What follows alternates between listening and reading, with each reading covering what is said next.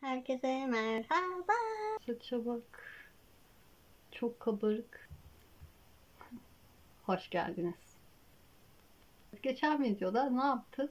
Etekte moda uygulama çalışması yaptık ve bunu A'dan Z'ye sizlere aktardım. Yine etekte model uygulama çalışması yapacağız beraber. Adım adım her bir aşamayı sizlerle paylaşacağım. Piyasada olan bir etek arkadaşlar. Sizler bunu isterseniz dikip giyebilirsiniz. Yani aşama aşama anlatacağım için çok iyi anlayacaksınız videonun sonunda. Arada sırada çizim yapacağız, kalıp çıkaracağız. Arada sırada da ne yapacağız? Sohbet edeceğiz. Söyleyeceklerim bu kadar. Şimdi ne yapıyorum? Tasarımımı yapmaya başlıyorum. Moda denilince sektörle ilgili söylenecek çok şey var. Çok rekabetçi bir iştir ve en zorlu sektörlerden biridir.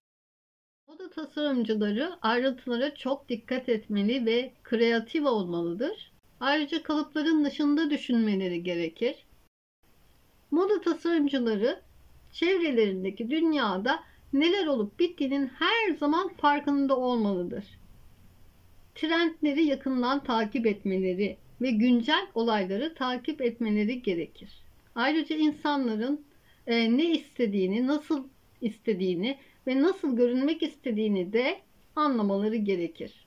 Moda tasarımcıları bu bilgileri bilerek mevcut trendlere uygun ve geniş kitlelere hitap eden kıyafetler tasarlayabilmelidir. Az önce dediğim gibi moda tasarımcılarının yeni tasarımlar ortaya çıkarabilmeleri için en son trendleri takip etmeleri gerekir.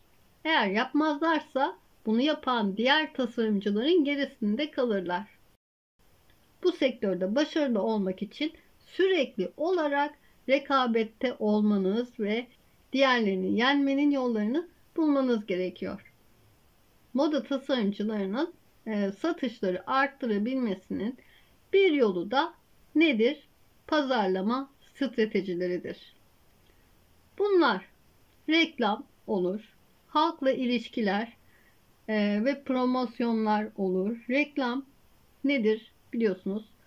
Reklam bir şirketin ya da markanın ürünlerini veya hizmetlerini televizyon, radyo, gazete, dergi, reklam işte panoları ve günümüzde tabii ki internet gibi çeşitli medya biçimleri aracılığıyla tanıtılmasıdır ücretli olarak.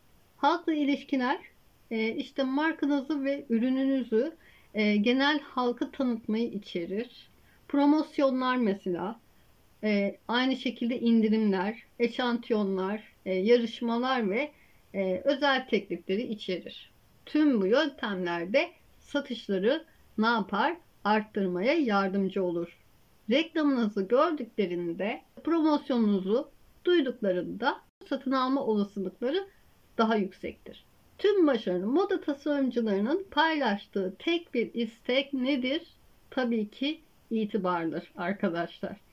İnsanlar onlardan bahsettiklerinde genellikle ne kadar yaratıcı olduklarından ve özgünlüklerinden bahsederler ve iyi bir itibar bir moda tasarımcısının moda camiasında tanınma ve saygı kazanmasına yardımcı olur. Tüm bu nedenlerden dolayı eğer bir moda tasarımcısıysanız veya bir markanız varsa moda tasarım pazarını, sektörünü çok yakından takip etmeniz gerekir. Tasarımı yaptık. Şimdi de teknik çizimini yapacağız. Teknik çizimini yaptıktan sonra kalıp aşamasına geçeceğiz.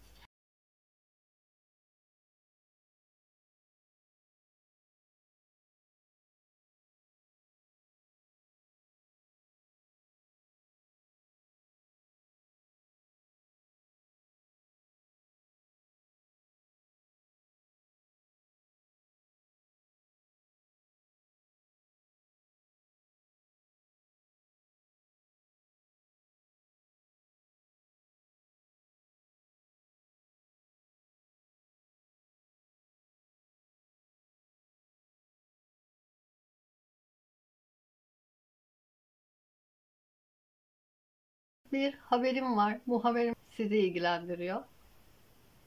Yeni aboneler veya abone olmayan arkadaşlar bilemeyebilir. Canım. Takipçilerim biliyorlar ki bir sene önce tam pandemide sanırım bir yarışma düzenlemiştim. Moda tasarım çizim yarışmasıydı. Yine bir ay içerisinde veya bir iki ay sonra yine böyle bir yarışma düzenleyeceğim arkadaşlar. Geçen sene güzel bir ödül vermiştim ama bu sene çok daha güzel bir ödül düşündüm arkadaşlar. Ama ödül konusunda yarışmacı olarak katılmak isteyen arkadaşlar veya işte kanalı takip eden, yarışmayı takip eden arkadaşlar da bana fikir verebilir. Fikir vermek istiyorsanız da yorum kısmına yazabilirsiniz. Marker kalem seti ya da grafik kalem seti olarak 2 adet fikir var aklımda. Bunlardan bir tanesi de karar vereceğim. Katılmak istiyorsanız bu videonun altına katılmak istediğinizi yazarsınız. Öyle daha sağlıklı olur benim görebilmem açısından. Yarışma çok güzel olacak. Sizin sayenizde gerçekten çizimlerimi çok geliştirdim. Teşekkür ederim dediler. Ben teşekkür ederim. Sizler izlediğiniz ve söylediklerimi yaptığınız için tekrar bu yarışmaya da katılabilirler. Hiçbir sorun yok. Topluluğu takip edin. Ara sıra oraya bir şeyler paylaşıyorum. Hani haber veriyorum hangi ders paylaşacağımı ya da hangi içerik türünü paylaşacağımı ya da bazen anket yapıyorum. Mutlaka takip edin arkadaşlar. Seri bir şekilde kalıp aşamasını yapıyoruz arkadaşlar. Kalıba geçiyoruz yani. Öncelikle başlık çizgimizi atarak başlıyorum.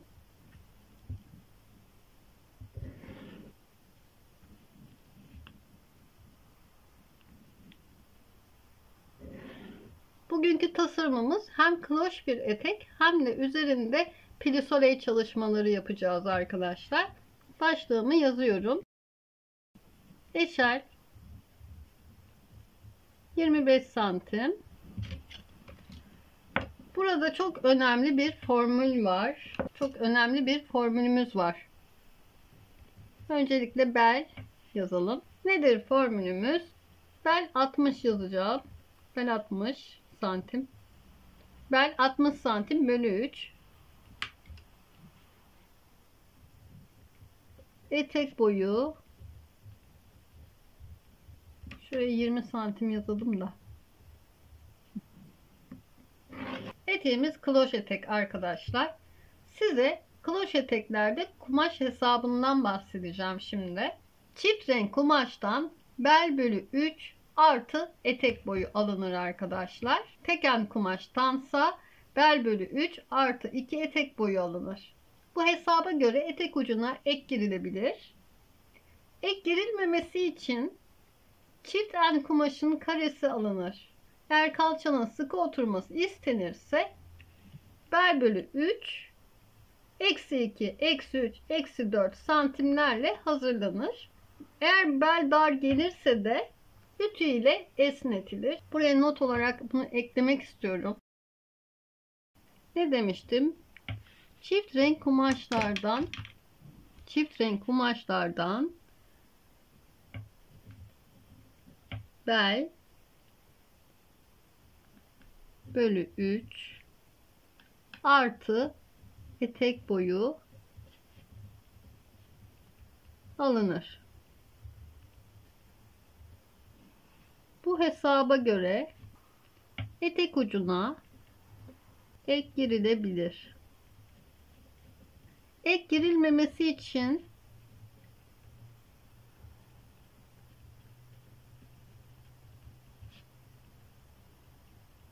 çift en kumaşın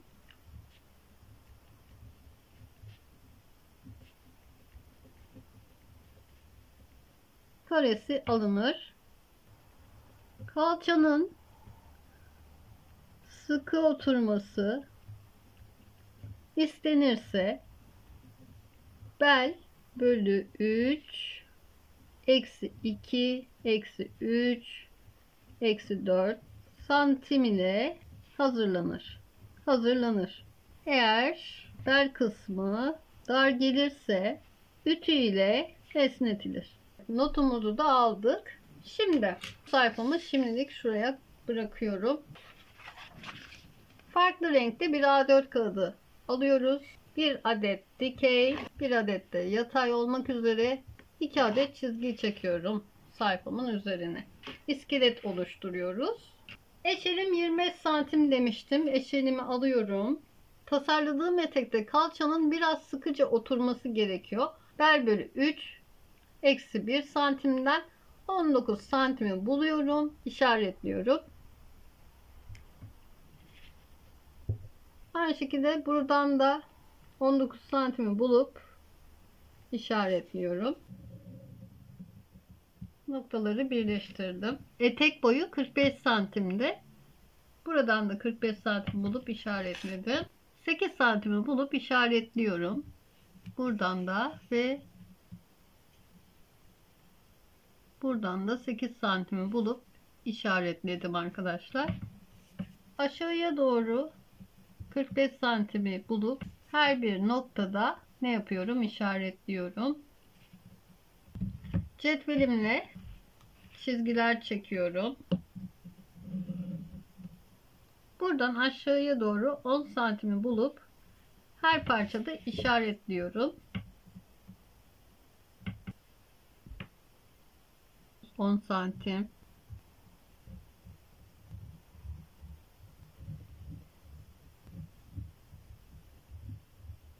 ...10 santim olduğunu yazdım. Daha kavisli bir cetveliniz varsa onunla çalışabilirsiniz. Eşelimizi alıyoruz. Buradan sağa doğru 3 santim. Her çizginin sağına ve soluna 3 santimi bulup işaretliyoruz. Tam buradan işaretlediğim yerlere kadar düz çizgiler, düz olmadan şöyle düz çizgiler çekiyorum. Arkadaşlar kamera tam solumda olduğu için çizgileri kaçırabiliyorum. Bunun için özür dilerim sizden. Şu kısım biraz daha içeride olacak. Şöyle.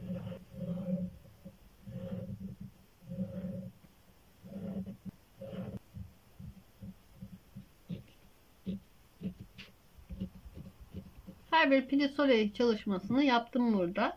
Fakat daha bitmedi. Şimdi bu kalıbı buradan keserek çıkartıyorum. Daha sonra işlemlere devam ediyoruz. Evet, kalıbımı çıkarttım. Şimdi kalıbı buraya yapıştıracağım arkadaşlar. Düzgün bir şekilde yapıştırmak için böyle bir iskelet oluşturdum. Maalesef printim kurumuş. Umarım yapışabilir. Kurumuş ve erimiş. Çok kötü olmuş. Evet, kalıbımı yapıştırdım. Şimdi burası neydi arkadaşlar? Bel bölü 3 eksi 1 santim 19.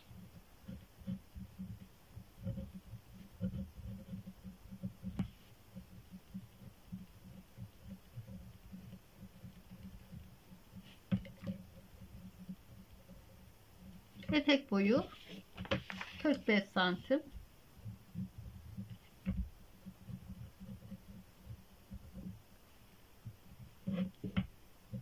Bu çizgiden kalıbımı tam ortadan ikiye bölen çizginin ucundan aşağıya doğru 6 santimi bulup işaretledim. Burayı birleştirdim. Bir uçtan diğer uca doğru. Daha kavisli bir cetveliniz varsa mutlaka onunla yapın. Sakınan göze çöp batar derler ya, aynen öyle. Yani bu kısmı düzgün bir şekilde böyle tabak yardımıyla da yapabilirsiniz aslında. 6 santim olacaktı.